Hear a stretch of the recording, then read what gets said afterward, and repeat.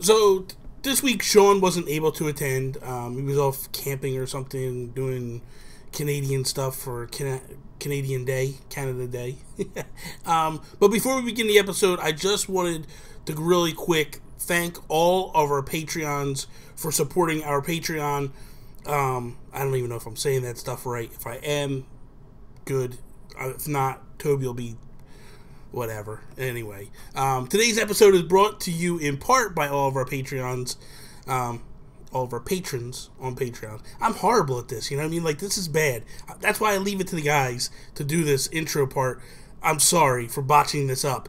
Anyway, special thank you to our executive producers, Nick from Next Level Games, Joel Brooks. You guys are absolutely amazing. Every single one of our patrons on our Patreon. I think I got it right that time. Anyway, check out the episode. Here we go.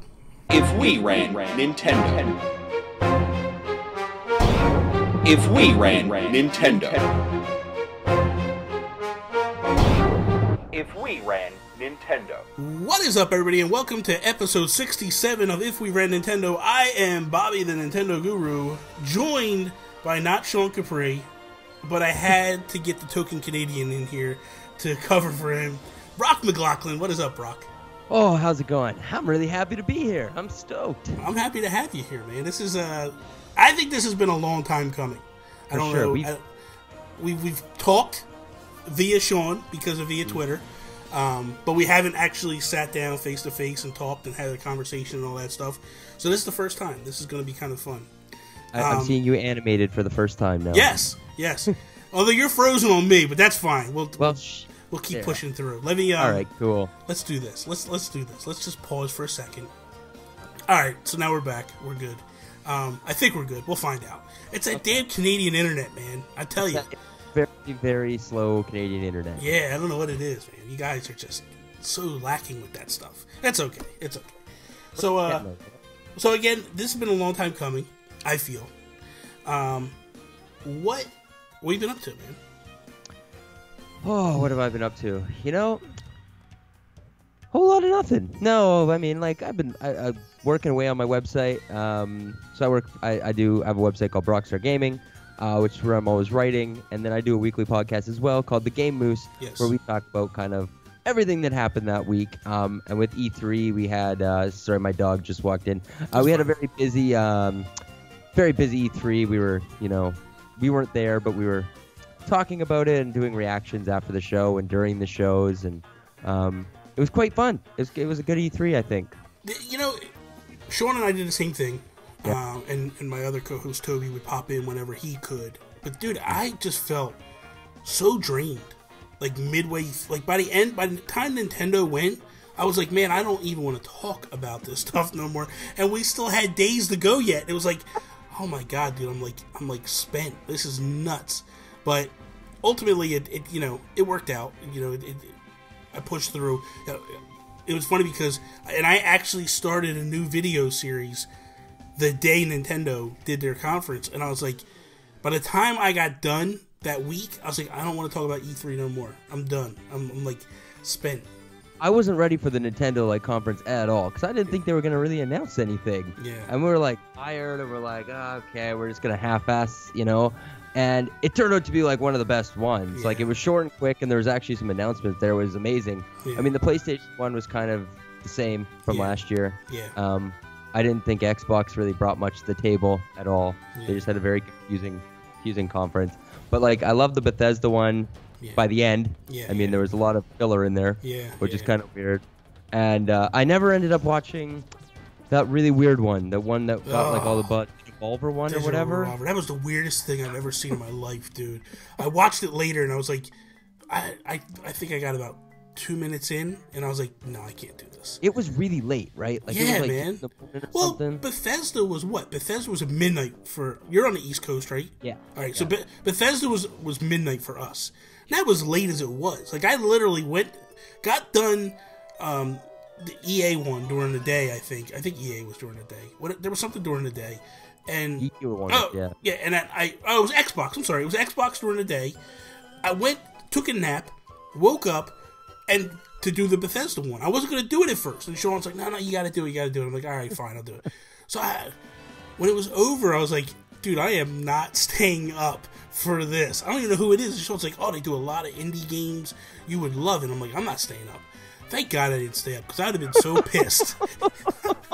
I just heard, like, my co-host Ryan Turford watched it, and he was like, it was really weird. Like, it sounded weird, like, even me. So I never went back and watched it, and I don't think I missed anything. It was strange. It was strange. Yeah. So let me. I know you're very heavily into the Xbox scene. Mm-hmm. But my curiosity, before we get into all this, what's your Nintendo feel? Like, where are you at with Nintendo? Like, are you an old fan, new fan, not a fan? Where do you fall with all that? Oh man, I'm a huge fan. I mean, I think my first console was the Super Nintendo that my mom bought, because like I had to go around with her everywhere. Like, she worked in gyms, so like she'd always bring me, and I'd bring the Super Nintendo with me and just plug it in like to the break room and just like play Super Mario World all day long. Like, that was my game. It was all I owned. I mean, we rented games for Blockbuster and stuff, but like the only game I ever remember us actually like buying and owning was Super Mario World, and I played the shit out of it. Like, I remember beating that. I was so ecstatic. Like, as a 4-year-old kid, I was very, very happy to like accomplish something in my life. I guess so, man. Jeez. But yeah, like that was my game, and then then I had, I think, every Nintendo console except the Wii. I've never liked the Wii. Which is funny because that's like their biggest selling one, but I just couldn't get behind that controller like at all. That's kind of, so for me, my gaming, I go up to the GameCube, and when they announce the Wii, I go, yeah, it's hit that time where I'm too old to be playing video games. And I think I was 30, 31, something like that. And I remember watching the E3 where there was rumors, and Nintendo kind of talked about it, and they were like, oh, you could play as Zelda, and you could, the way they were talking at the time was, you could reach in the back with the one and pull out a bow from your quiver, and then pull, and I'm like, I don't want to do that. I don't want to do all that stuff. That sounds like way too much work. Yeah, man. Like, I don't go hunting bogoblins on my day job. I'm not a hero of time. Like, I don't. Shit, that's what I thought you did in the day. I just was like, dude, I'm staying home, man. I want to eat pizza and hang out at the house. I don't want to do this. So I was like, I don't want to, this is too much nonsense. So what happened was I was like I'm done with video games altogether. And I went to my brother's house in North Carolina, and it was the first time, me and my wife were dating at the time. It was the first time we went someplace together, and we go down, and my brother is, his buddy had a Wii, and he brings it over, and I go out on the back deck, and I'm like hanging out, and I'm drinking, I'm having burgers or whatever they're cooking at the time, and my wife comes out, and she goes, you gotta go check out that Wii. And I'm like, I don't want nothing to do with it. Don't want anything to do with it. Keep it away from me. And she's like, no, really, you should check. I'm like, I'm done with video games. I don't want to go check it out. So finally, I'm like, all right, screw it. I go in, and I play bowling, and I was like, oh my God, this is the coolest thing ever. And that was it. I came home. I was like, I need to get my nephew one, who's in North Carolina. I think I spent $500 on eBay because you couldn't find them anywhere. Yeah. My wife actually went and bought one for me for Christmas. My wife, now she's my girlfriend then. She bought it from the same guy because the guy only had 3. So is that when you proposed? I proposed at Christmas, yeah. But it just happened to be, I didn't know. But Galaxy, like, really brought me in, and I was like, oh my God, this is amazing. But by the end of the life cycle, I was kind of worn out with it. I was ready for a change. When the Wii U came, I jumped on board. Day one, we got it. Yeah, me too. I love that thing, and I stand up for that thing. That's my, like, I love it. Yeah, I love it. Captain Toad is like one of my favorite games of like recent memory, and I like that's my thing. Yeah, that's my go-to. It's amazing how much hate that console gets, but how great the games were. Like, yeah, the games were amazing. So good, man. And like you look at Metacritic, and like they were banging it out of the park with everything.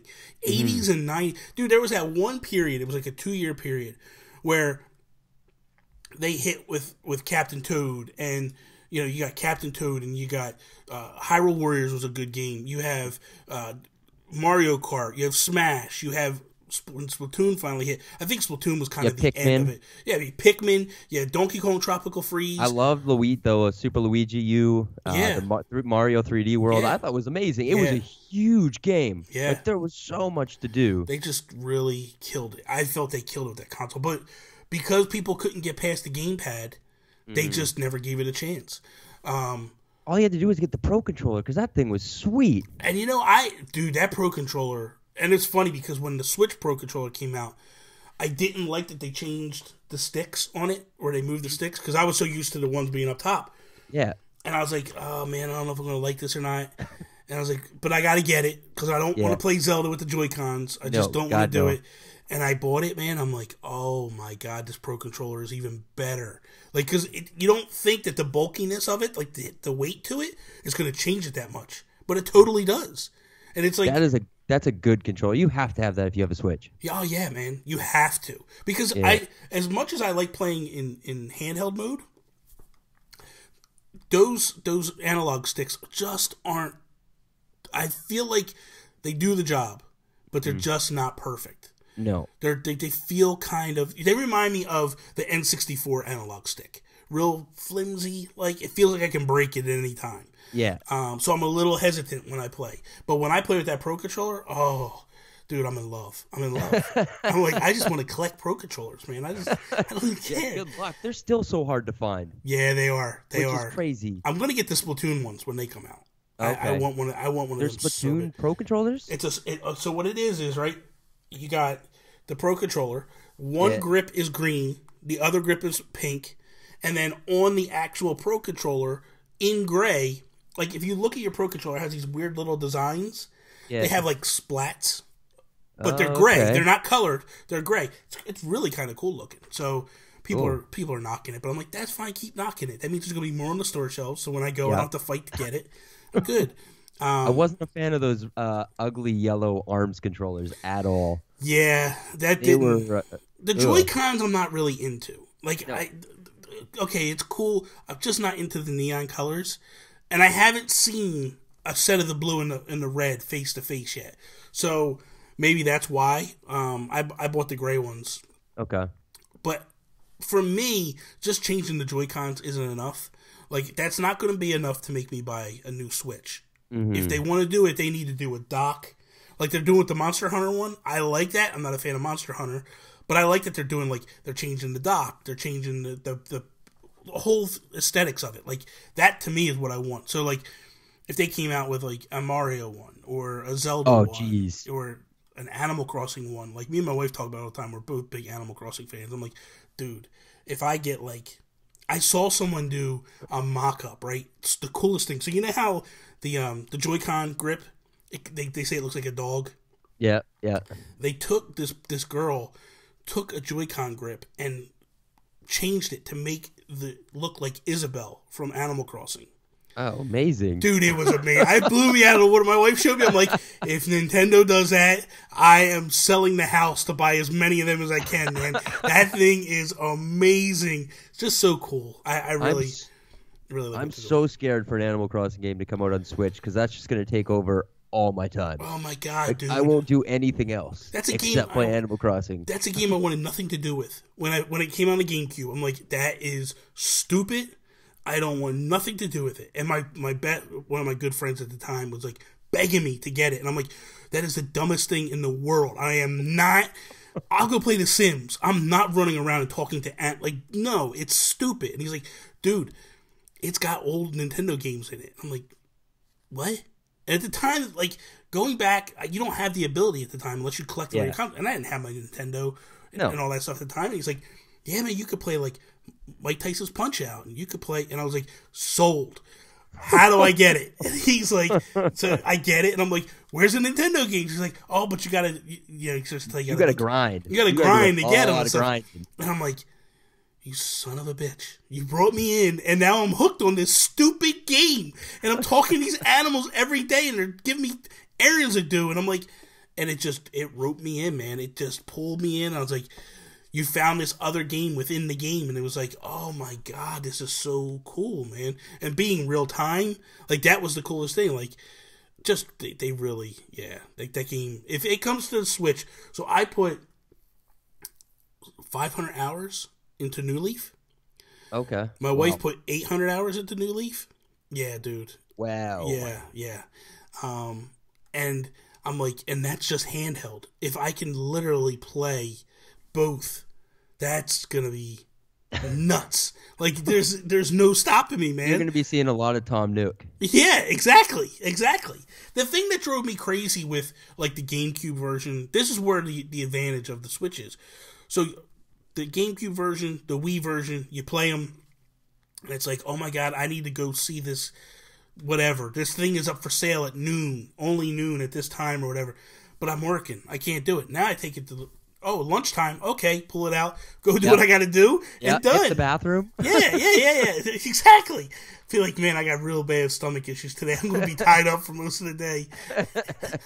So, man, we rambled a bit, but anyway, let's kick this episode off like we do each and every episode with our shout outs.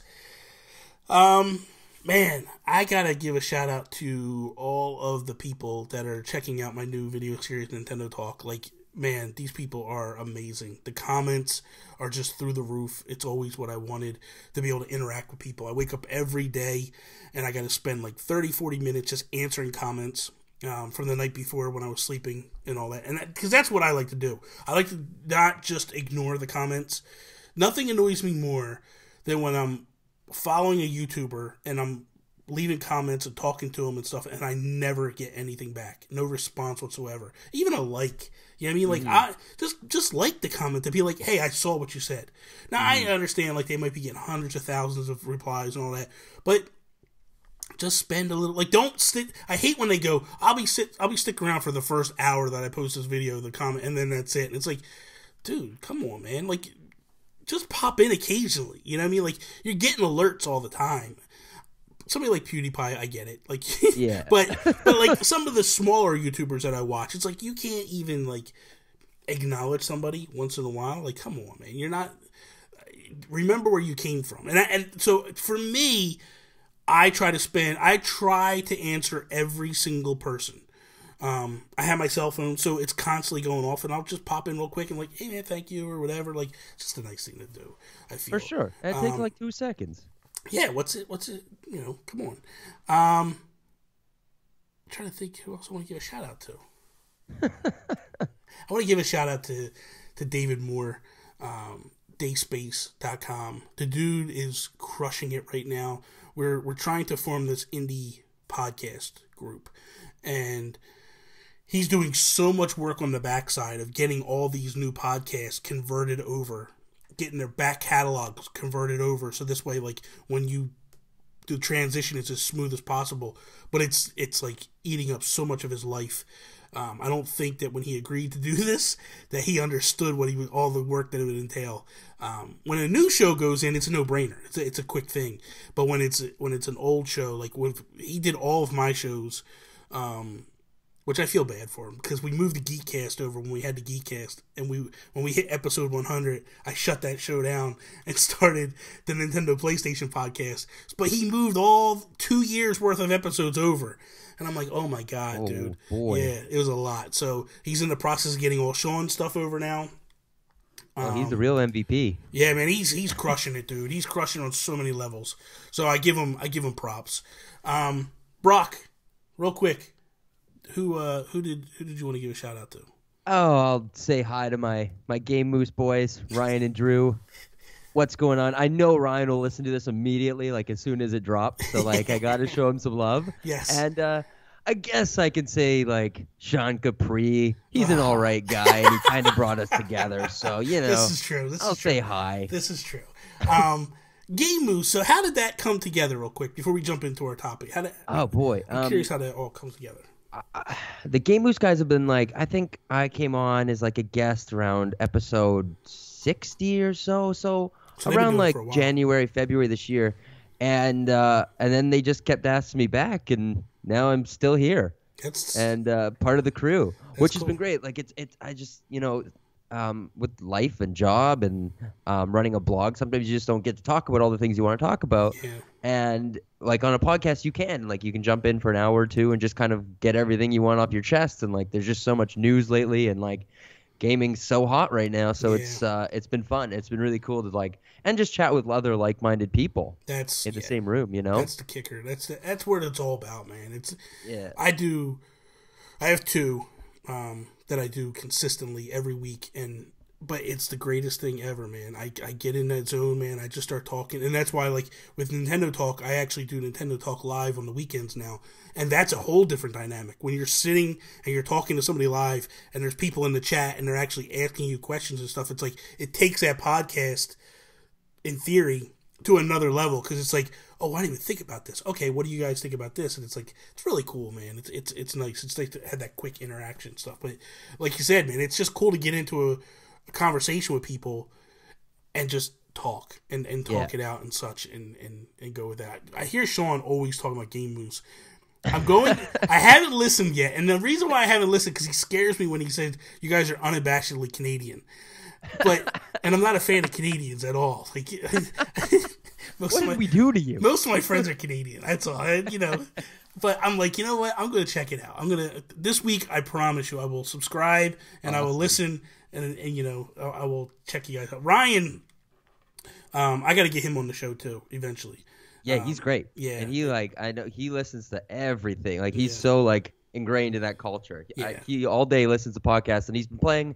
What did you just say? I think he played like 70 hours of Final Fantasy 14 last week. Oh my God! In like 3 days. That's all he did, and he just like listened to podcasts at the same time. Wow. He's been trying to get me into Elder Scrolls Online, and I just can't get into it. I just don't get it. It is boring as hell. MMOs are hard to get into. But the thing, see, MMOs are weird because in the beginning, that's when you want to play. But they're horrible. They suck in the beginning. It takes 2 years for them to figure out what the hell's going on and to add all this stuff and make it more in-depth. And by that time, only the hardcore are there. Like, the people are just like, I'm out. Like, I learned. I thought this Morrowind thing would be awesome because, like, I love Morrowind, I love Skyrim and Elder Scrolls, but like this is like, oh my God, it's like go from point A to B for some stupid, like, convoluted reason, and that's about it. Like, that's all I do. Yeah, that's how I got DC Universe Online when it first came out because I'm a huge DC fan, Batman and all that stuff. And I'm like, this is gonna be great. And I got my buddies. We got like a group. We started playing. It was like the voice chat didn't work, nothing worked. And I'm like, this is a mess, man. This is horrible. We're literally sitting there, like, calling each other on our cell phones in a group call, and it was like, this is the worst. This is horrible. So, got a couple topics. We'll definitely hit one. Depends on how we do. We're going to try to pop the second one in as well. But, that's what she said. Yeah. I feel like Sean hasn't left at all. We have, so on Nintendo Talk, I talked about a story this week about Miyamoto. Somebody talked to Miyamoto about remastering some of the old Mario games, and he said he didn't want to touch them. He don't want to go back and touch them. So my question is, would we dip into the Mario backlogs and remake some of the games? With Miyamoto recently coming out against it, do we feel like that's a faulty mindset? Like, should Nintendo kind of bypass him and go in that direction? It's hard to say, because the question is A, would you do it, and then B, where do you start and what games do you start doing, and that's the bigger question. So I'll throw it to you first, Brock. Like, what? I don't really think they need to be remade. I just think they need to be available and like easily available to play. Maybe like a little HD remaster of like Galaxy or Sunshine or something.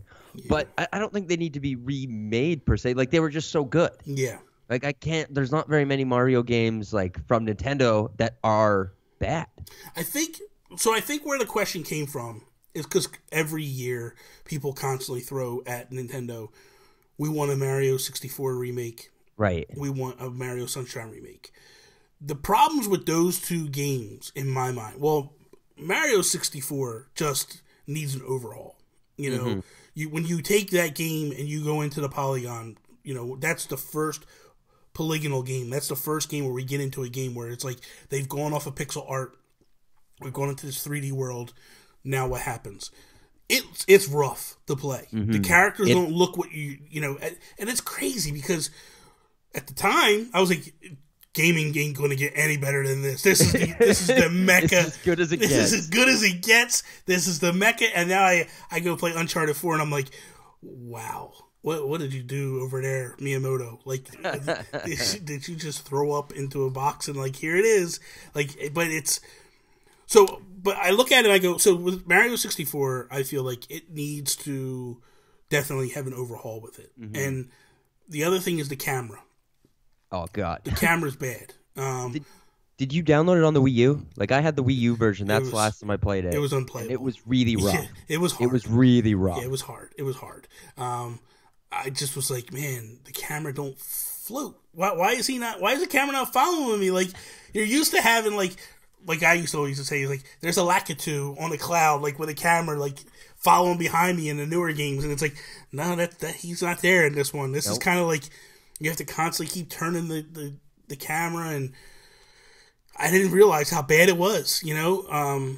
And I guess in some degree, like we do that now with the C-Stick most of the times. Like, sure. But the C-Stick isn't very fluid in this. Like you would think, like, oh, okay, I can play Mario 64 and I'll just use the C-Stick rather than the C buttons. And it doesn't work that way. It's just not as fluid. I just forgot how hard it was and how like it doesn't really guide your hand. Like you kind of just have to figure out what to do in each level on your own. Yeah, you're just like running, and it's crazy because I got all 120 stars in that one. I crushed that game. I love that game, and I went back and played. I'm like, this is not what I remember at all. Not one bit. This is that ice level. I remember as fun, like with the penguin and stuff. I hate it now. Yeah, man, it's not fun anymore. No, it's bad, man. It's underwater really bad. Stuff was like a nightmare. Yeah, I gotta come up and get air. What? Like, stop, man.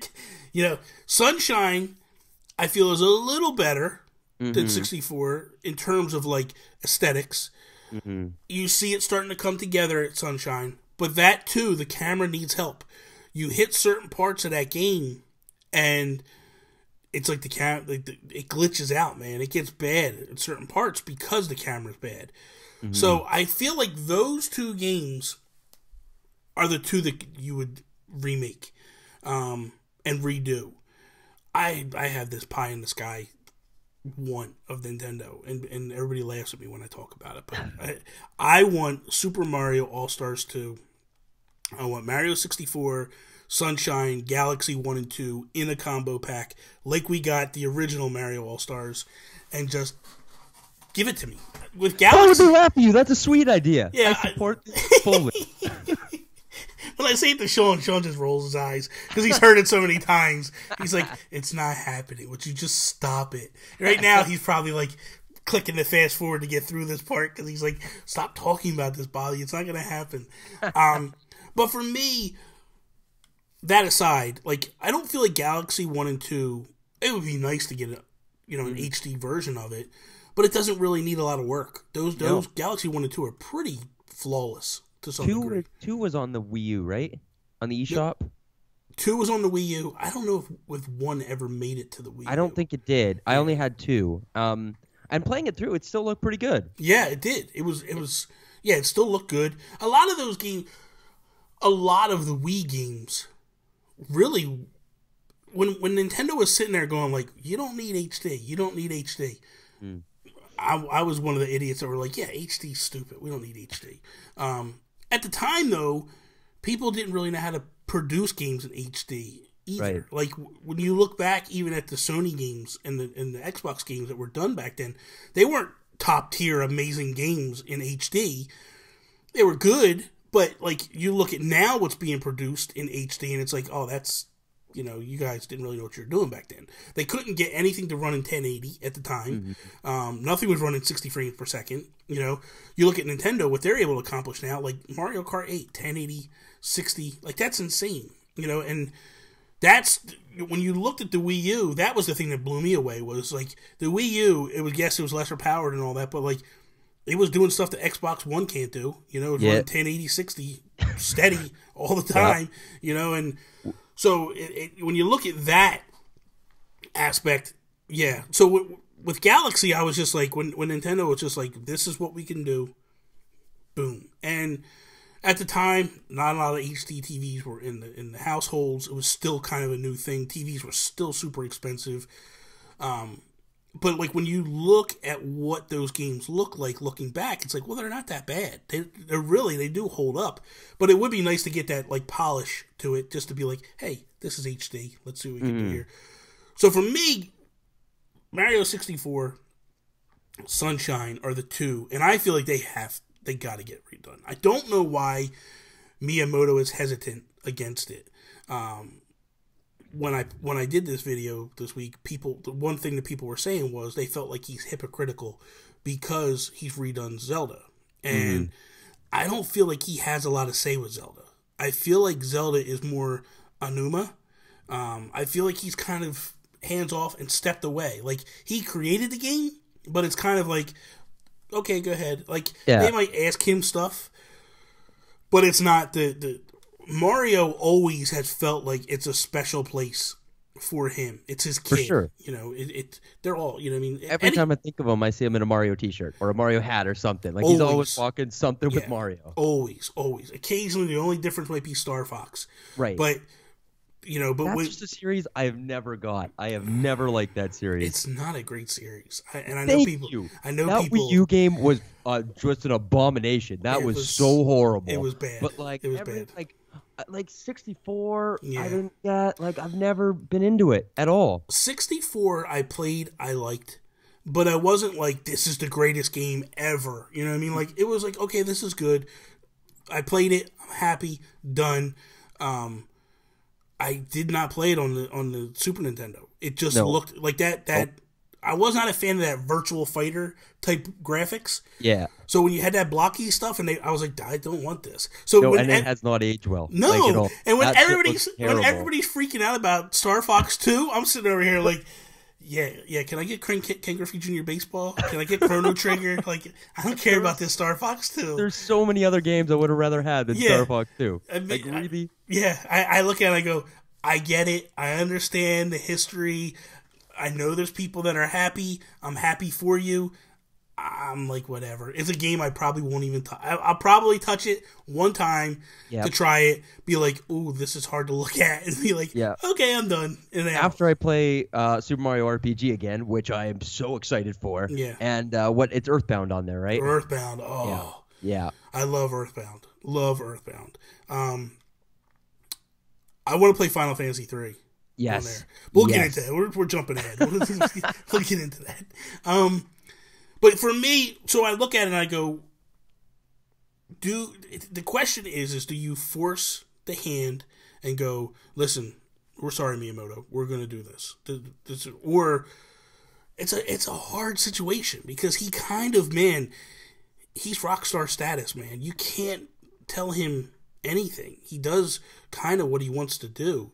And you don't want to piss him off, you know what I mean? Like, but I wonder if it's Kojima type stuff where you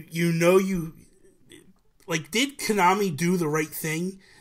Because ultimately, if they didn't, he'd be there forever, you know? For sure. But is it one of those things like where Nintendo at times look at Miyamoto and go, dude, you need to stop. We're gonna push you aside. Like, we got to do what we got to do here. So it's. And I know that I never would. You know, you want to keep Miyamoto there forever. But at times, like, when you look at, like, when he forced... And I know people are harsher when they say, like, he forced the motion controls on us with Star Fox Zero. But I felt like he was trying to answer the call of, like, Nintendo... Like, the Wii U needs a killer app. But you and I are on the thing of, like, no, it didn't. It was perfect as it was. Like, what are you talking about? It really was. Yeah. For people that were going, like, you have to have some for this, I was just like, no.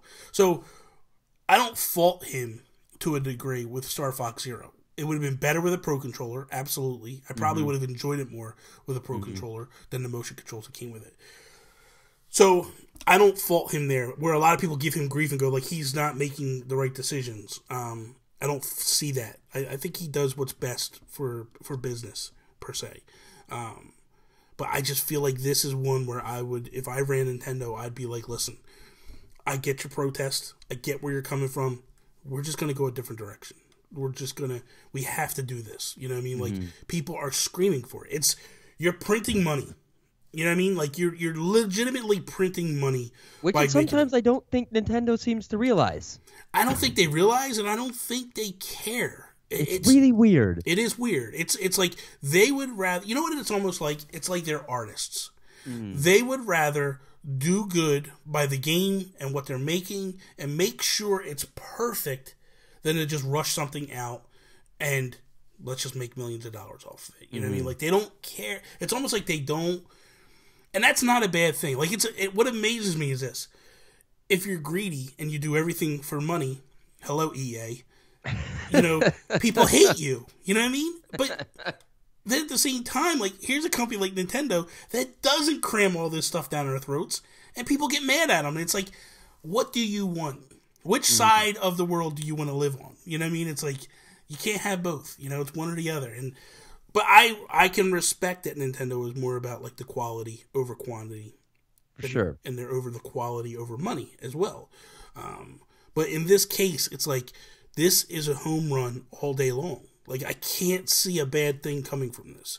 And the Switch seems like the perfect console for it because there's so many new gamers picking this up and, like, young kids picking this system up that want to, like, experience Super Mario 64 for the first time.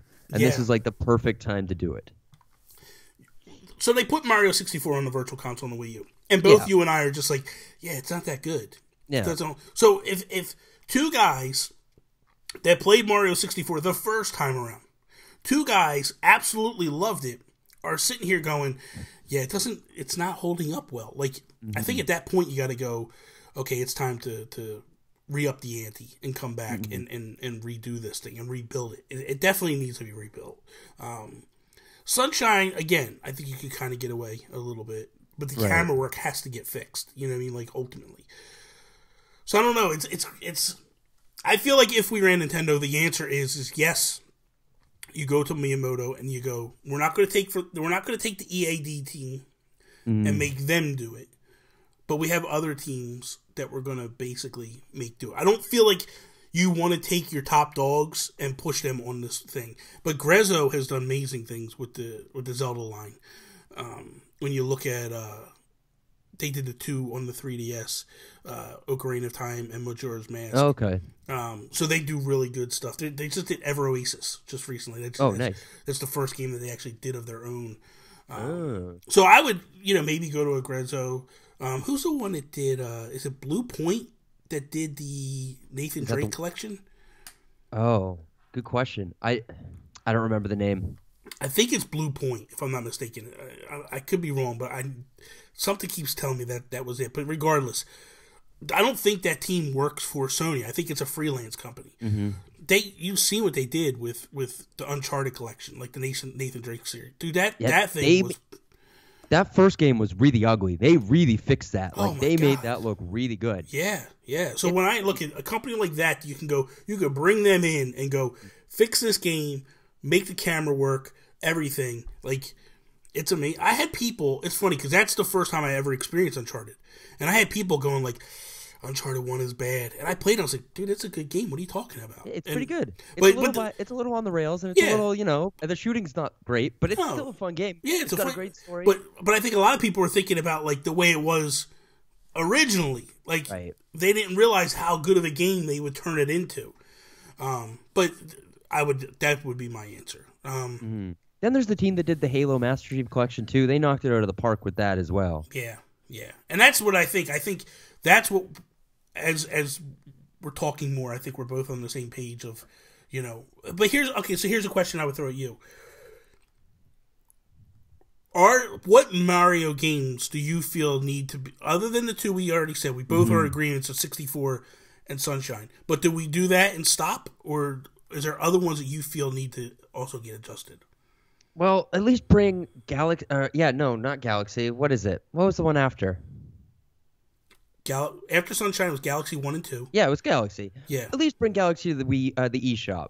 I don't know if we really needed to remake it yet. Yeah. I think it's a little early. Yeah. I want to see it again because I can't really remember how it holds up, but I'm sure the camera probably needs some work. Well, the nice thing about the Wii U is you could actually play Wii games in it. Like, you could put a Wii game in it and play. So I actually still have Galaxy 1. It looks just like the Galaxy 2 that you played on the Virtual Console. Holds up perfectly. Holds up great. Like, there's no ifs, ands, or buts about it. I feel like those definitely need to come forward, but I don't feel like they need to be remade or remastered or anything like that. They just need to be reissued. Would you touch the original games at all? No. Maybe, no. Unless there was something he really wanted to add that he couldn't at the time or something, then yeah, sure. But I would keep it pretty similar to the original experience. Maybe you could do different characters. Maybe you could play as Peach or something. Yeah. My only question is this. Because if you remember, so you played the original ones on the Nintendo, on the NES. Then when they did All-Stars, they vamped, they brought the graphics up a little bit. I'm curious, and I'm not saying I want this at all, but I'm just curious what it would be like if they took those games and gave them the new polish to it that they do. I wonder what they could do with those to make them look really phenomenal. For me, out of curiosity's sake, I would like to see it done, but I don't know that I would love those games anymore. Maybe if they did something like they did with Mario Maker, where you could play as the original, and then just click a button and it would switch to the new. That would be cool. That would be kind of cool. That'd be cool. Yeah. I can't believe I haven't said this. I want a remastered, redone Super Mario RPG so badly. I would go crazy for that. I love that game, and it like pains me. And I was so mad when they announced that Rabbids game because I was like, really? But it does look pretty good, but it's definitely no Super Mario RPG. Yeah. Like, where's Mallow? Like, he's missing, and we need to find him because that guy was rad. I think, and I could be wrong, but I feel that now that Square and Nintendo are playing nice again, it's a possibility. I mean, it's definitely a possibility. Because if anybody's going to do it, Square would do it. For sure. Square, and I think ultimately that's where the rights lie. I think more of the rights lie with Square than they do with Nintendo. Hence why we've never seen a few of those characters again. They just disappeared. It was done. Yeah. Like, they've never talked about them again. Yeah. They don't, it's very odd. And I miss them. Yeah. I love that game so much. I see, and I'm the one, I haven't really played it, ever. I played it a little bit when they brought it to the Virtual Console. And I was just like, man, this is kind of weird, the angle and all that. I'm not really a fan of this. It doesn't hold up that well aesthetically. It does not. No. So I was like, man, people rave about it. Yeah. I really pretend like it does, but it does not. I'm like, people rave about this. This is hot trash, man. This is bad. But the thing of it is with that particular game, I feel like the reason why I didn't mess with it was at the end of the Super Nintendo life cycle. Oh yeah. I was on to the Nintendo 64 at that point. Yeah. And I was like, I'm not going back. Like, as much as I like this game, or I think I was a huge Square fan, huge. Played all the Final Fantasy games, Chrono Trigger, Secret of Mana, Secret of Evermore. Like, I played them all, man. I loved them all. But I look at it and I go, man, do I really want to go back to that? Like, I'd like to. I love Mario and all that. But I just never did. I moved on, man. I was like, I'm done. I'm done and gone, man. I was playing Mario 64 and then Blast Corps, and that was it. Ripping your hand apart playing Mario Party 2 and stuff. I never played the Mario Party games. I didn't play the Mario Party game until Wii. I just was like, wow. Yeah.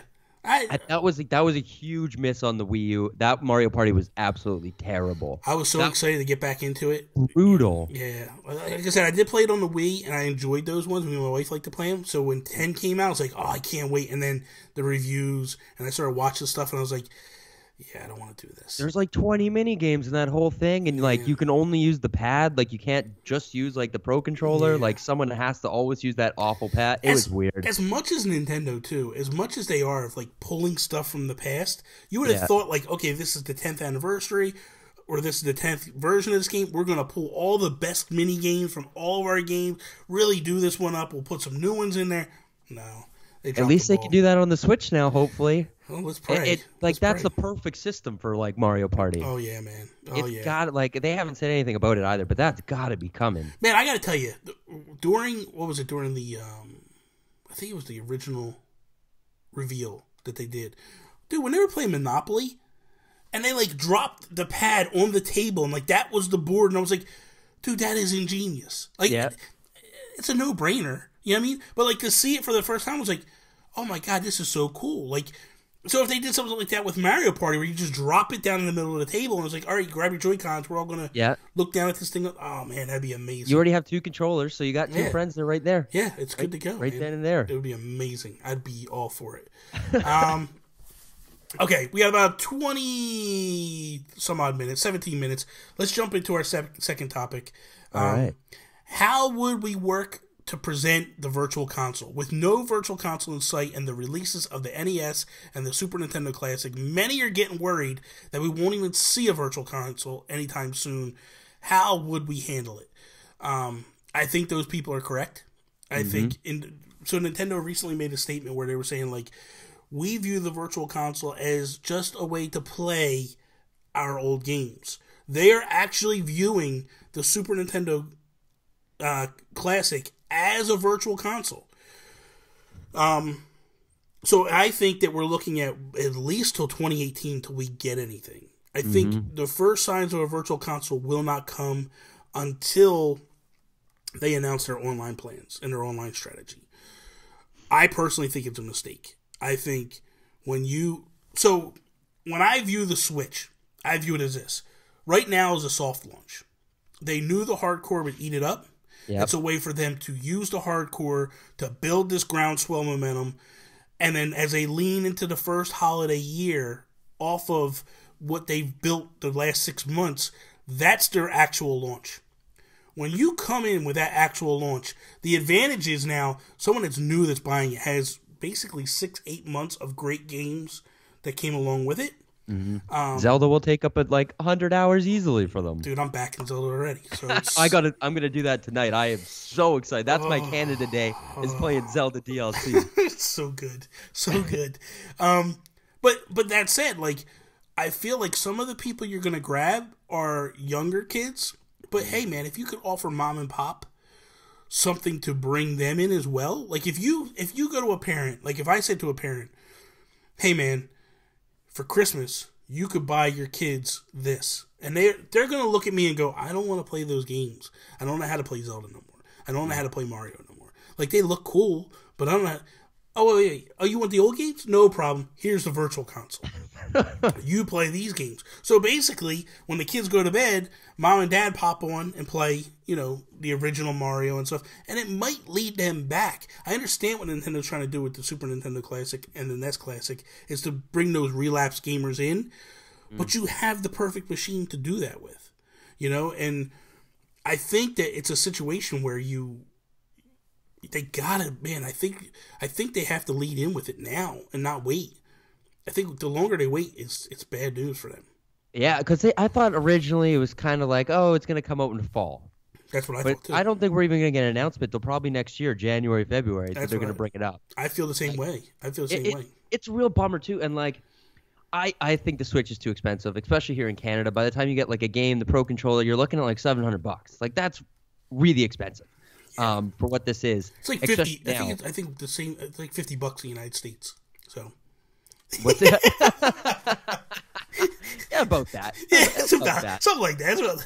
No. And now you're asking someone to you're asking people to buy another console with the Super Nintendo, which is another $100, which is reasonably priced, but still another $100 in Nintendo, where that should just be on the system you have. That should be I should be able to play all those 21 games on my Switch. Yeah. And you can't. Like, there's just no option. I've heard people say, I'm going to give a shout out to the Nintendo dads because they've talked about it numerous times. Like, they feel like you should be able to buy a Switch cartridge that's the NES Classic and the Super Nintendo Classic, and basically plunk that in.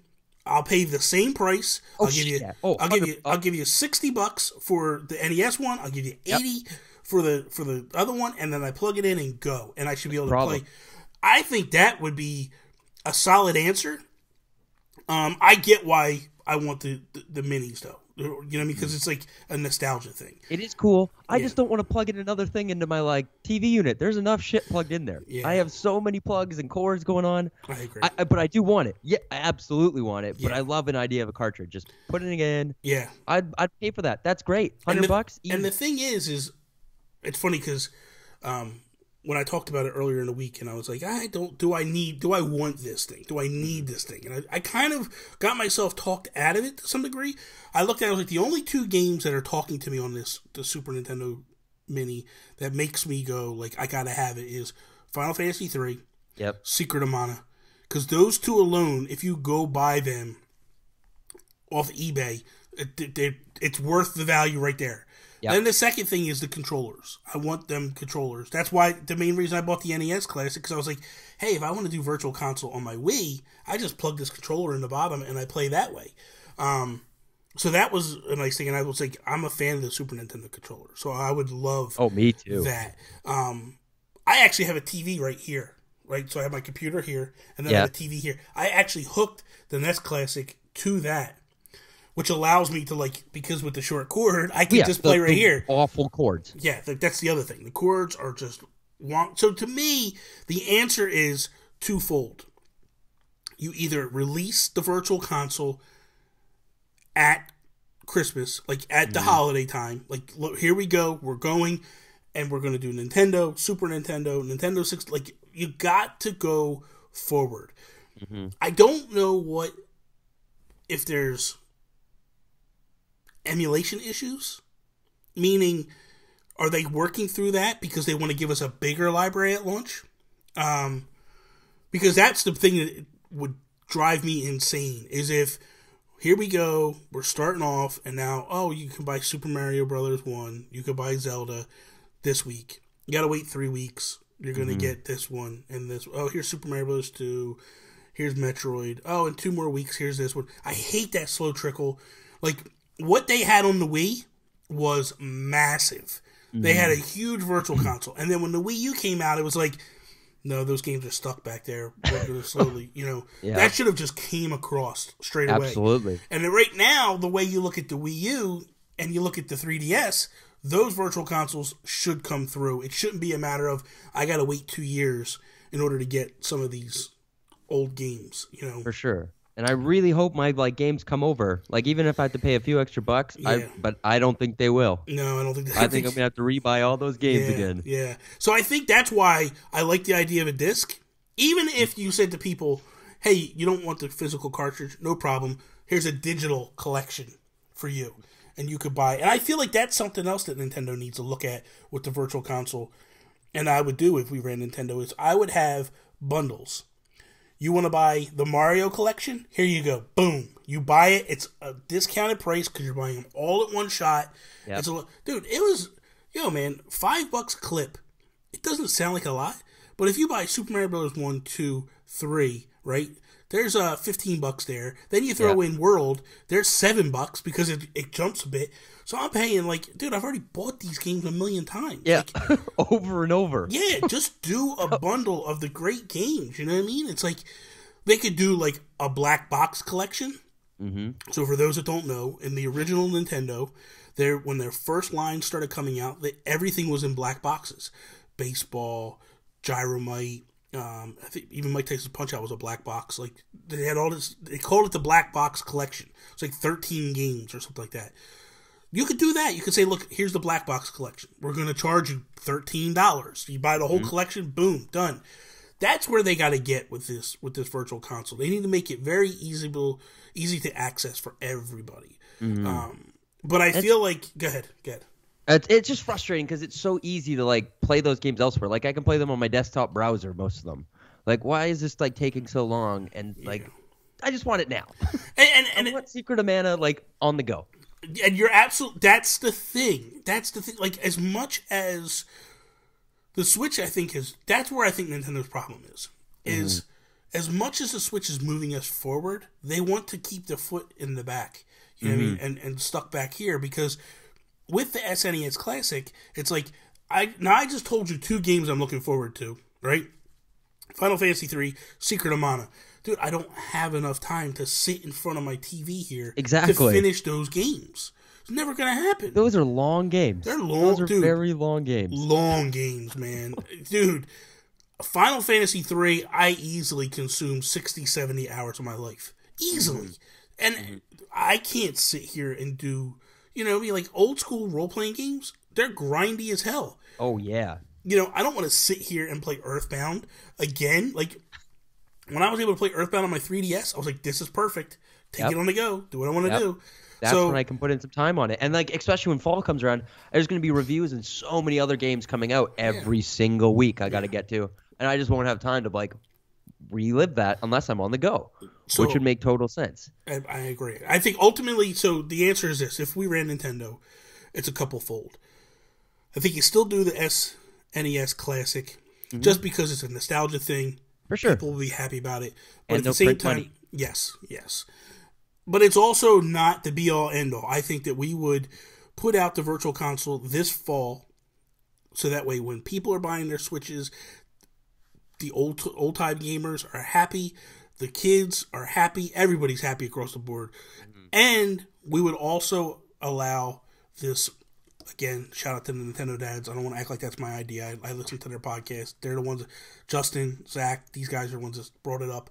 But I like the idea. And I feel like you should have cartridges. Yeah, you should have cartridges, $60, $80, no big deal. Here it is, all condensed. You buy it, you have it. And then, by the way, you just want to be the digital buyer? No problem. It's in our Virtual Console. You click it, you buy it, you own it. And it's it.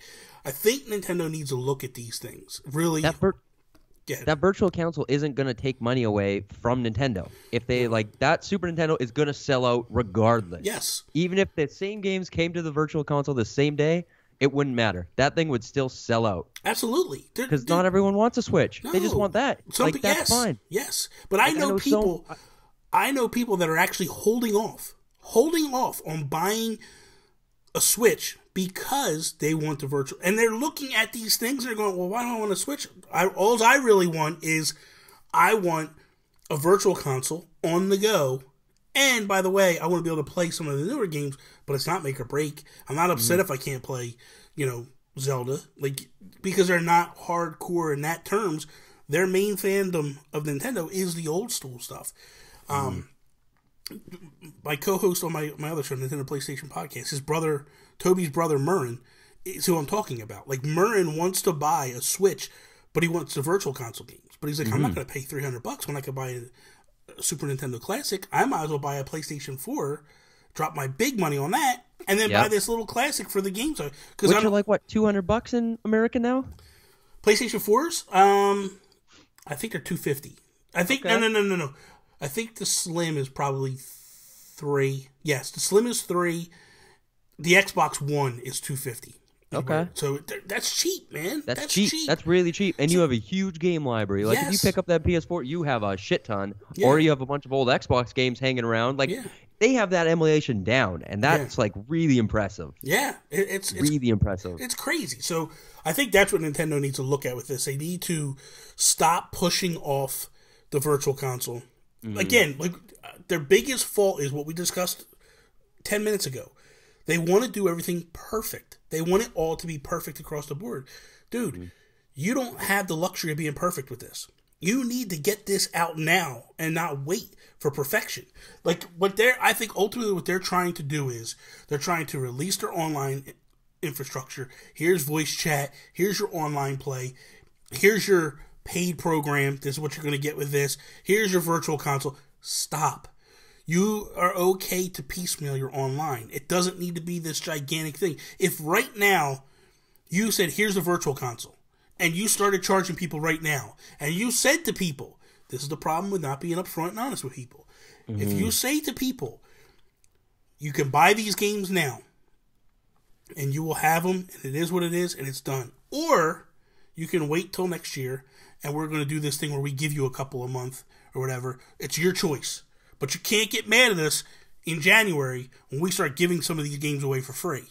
But if you want it now, here it is now. Buyer beware. You know what I mean?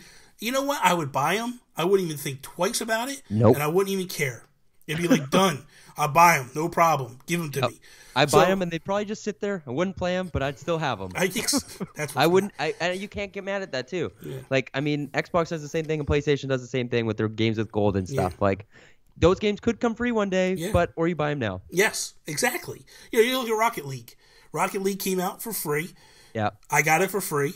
I was lucky enough to get that it. worked out for them. Yeah. Oh God, it was huge. So for me, I was lucky enough to get it for free. I'm good to go. And then, oh, by the way, if I want to buy it again, like I'm going to buy it on the Switch. Yeah. Oh, I'm definitely buying Rocket League again on the Switch. I have it on everything. And I'm going to buy it again because that game is so good and it's so reasonably priced. Yes.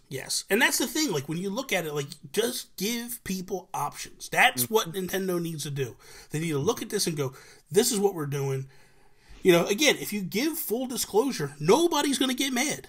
But you gotta be upfront. Like that's where it's the internet. Someone's gonna get mad. Well, but that's the true. Majority of people probably like take it easier. This will be like fine for them. But you know what? Well, I'm gonna go down a tangent for a quick second. Right. But the thing of it is like when people go like, "Oh, everybody's mad. Look at Twitter, okay? Just look how many people are legitimately tweeting about something. A couple thousand. That's not the majority, people. Like, just because something is trending does not mean that is the big, like, that's the overall what everybody feels. No. It's like, you know, you have, I think the other day I looked at something, it was like 30,000 or 300,000 people tweeting about something. That was one of the trending topics. I'm like, 300,000, there's 60 million people in the United States. 300,000 are upset about this? That's not the majority. Like, stop.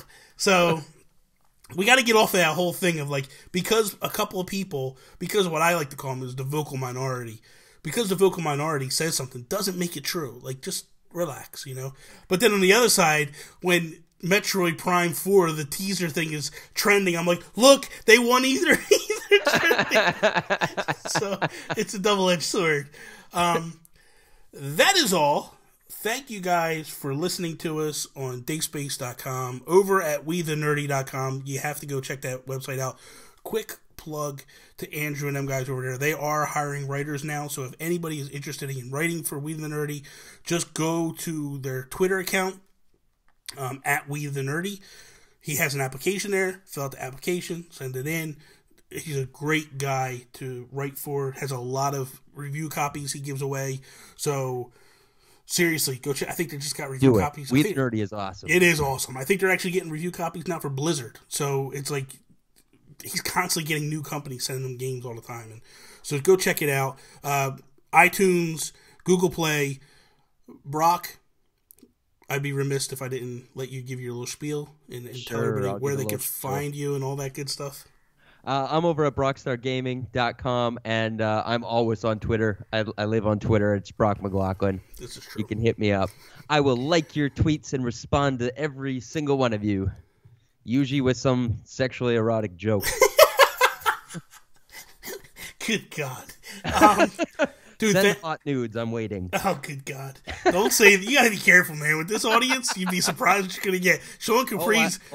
Sean Capri's already dropping trowel, gonna send you some nudes. You know, that's not what you want in your life, man. Come on. Dude, thank you so much for doing this. Thank you for having me. I was, when you asked, I was like just getting ready to start hitting up people to come fill in because Sean's away for Canada Day. He's camping this weekend. Oh, gross. Yeah, man. I'm like, what? Air conditioning, man. Camping. It's like the worst activity. My wife went camping with her parents, but the difference is Sean's actually in a tent. She's in a gigantic RV. So I'm like, well, you're not really camping. So you know, like, stop the madness. Yeah, stop the madness. You're going for a luxury ride someplace.